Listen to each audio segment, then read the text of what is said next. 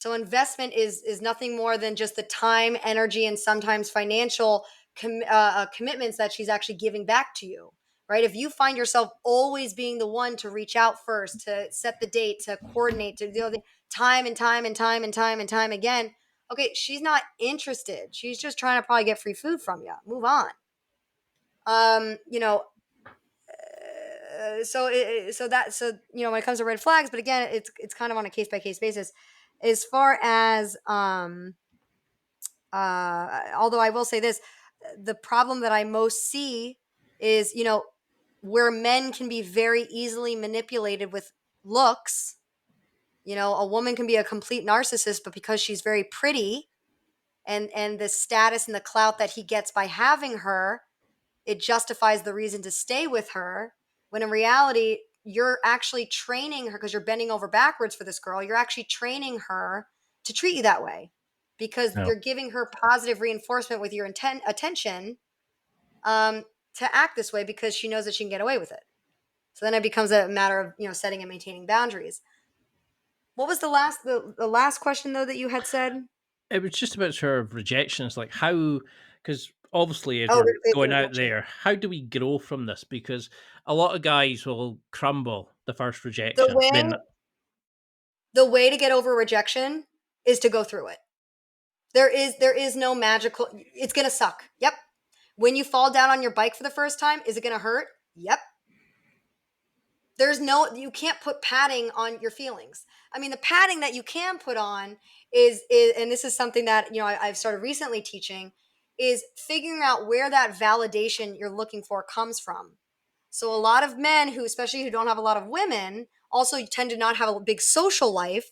And so the only focus of where they're getting that clout and validation from their other male peers is how they're getting, at what rate and what efficiency are they getting attractive women. And this goes back to grade school days. Who was the coolest guys in school? It was the guys that got the girls. You guys never grew out of that.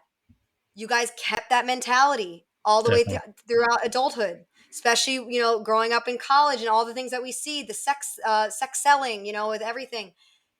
So that is an old childhood pattern that is just A, accepted in society when it shouldn't be. And B, something no one has ever sat you down. And why are you still clinging on to an idea that you held as a child? That your value comes from women.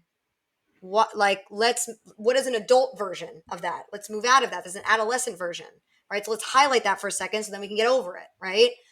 Um, so then it becomes, okay, instead of trying to change where your validation comes from externally, right? Where it comes from women, let's say, when you don't have anything else, it's easier said than done to just, okay, we'll make it internal. It's internal validation. Well, that's really hard too. You can't just fucking flip it. It's not a switch. So what do? You have to flood your validation. Find other ways of getting validated. That's not women.